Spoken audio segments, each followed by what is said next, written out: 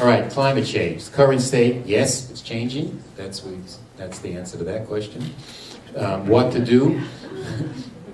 Did that pretty quickly. I'm not saying how it's changing, why it's changing, where it's changing, but it's changing. So this way, Texas and Arizona can jump in and have a good time.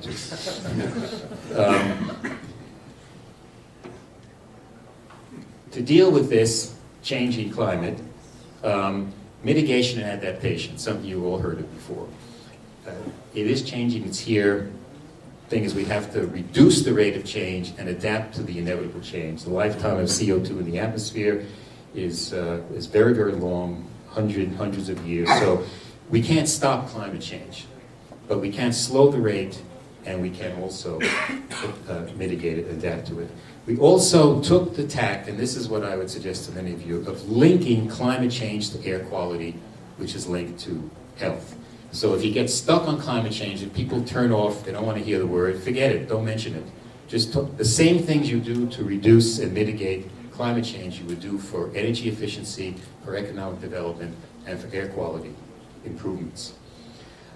So energy efficiency, conservation, which would be the mitigation, cross-border investments, they're link climate change to air quality, and encourage renewables in order to reduce air pollution, improve air quality, and to enhance economic development. And by the way, it also deals with climate change.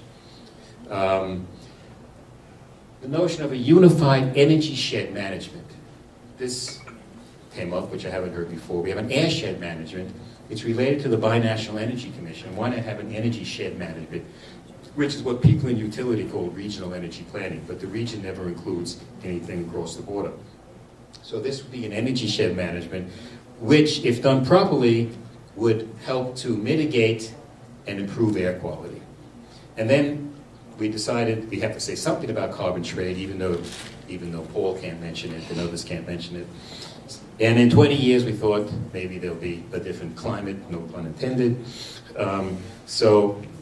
We should begin to take advantage of carbon trade. And Gabriela came up with a very interesting thing. I hadn't heard it before. Mexico, because it's part of the Kyoto regime, we're not, can get carbon credits globally by installing renewable energy in the border region or in Mexico. So Europe, they can sell those things. If they can demonstrate offsets, they can go on the world market and get money for it.